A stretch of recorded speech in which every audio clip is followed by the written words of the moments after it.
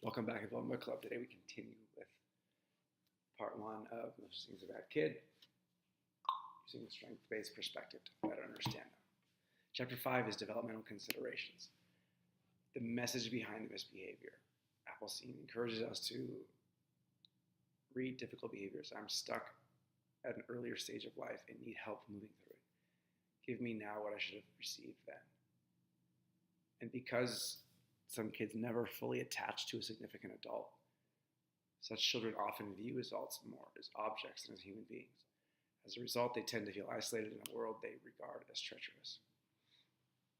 Personality disorders are actually healthy adaptations to dysfunctional settings. And then once the setting changes, they continue the adaptation, which is no longer healthy. Have you ever worked with a challenging kid who had a best friend or a meaningful reciprocal relationship with another kid? The answer is always no, Appleseed says. In chapter 6,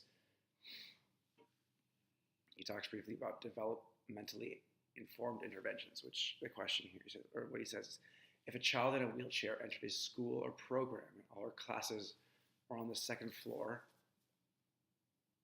we wouldn't offer her incentives to climb the stairs or punish her if she didn't.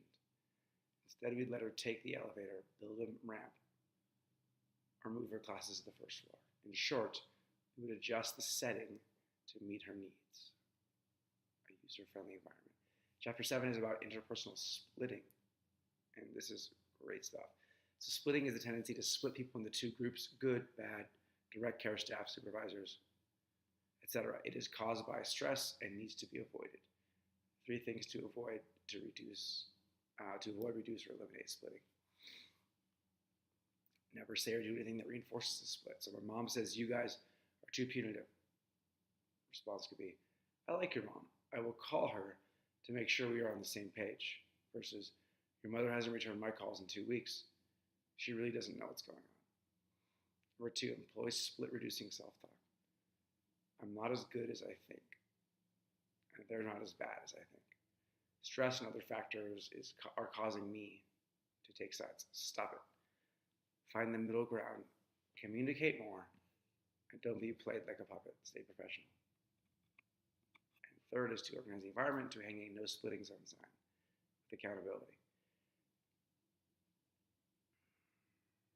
Finally, chapter 8 is about collaborating with parents. It talks about engagement, participation, empowerment, and discharge. Sort of the 4 steps of the treatment process.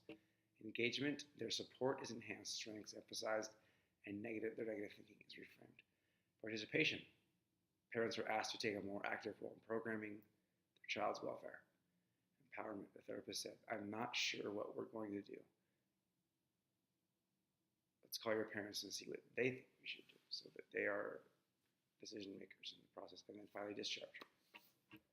Thanks for tuning in. We will continue next time with section 2, which is actually about preventing challenging behavior.